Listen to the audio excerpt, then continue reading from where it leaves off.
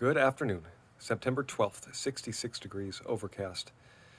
A bittersweet morning.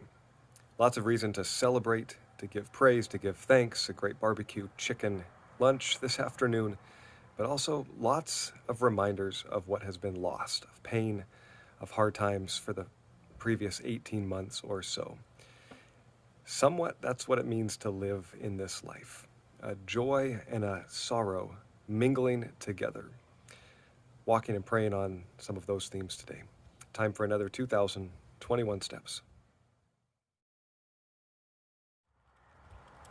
There's an interesting time in the story of God's people recorded in the book of Ezra. Now, this is much later than the journey we're walking through.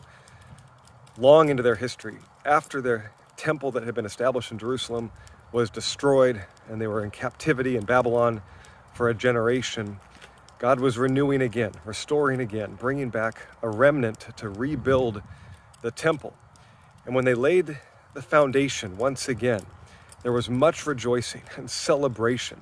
But those that had seen the former temple also wept because the new was not what once was.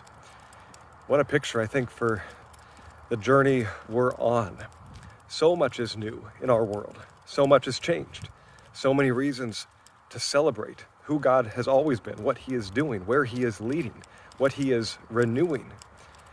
And yet, loss, pain, and grief, and still much uncertainty at the depth of change that continues.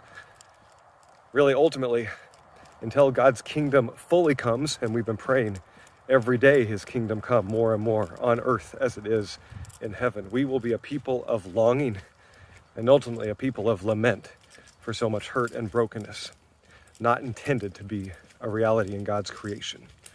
So once again, pray on some of these same themes. Father in heaven, holy is your name. Your kingdom come, your will be done on earth as it is in heaven.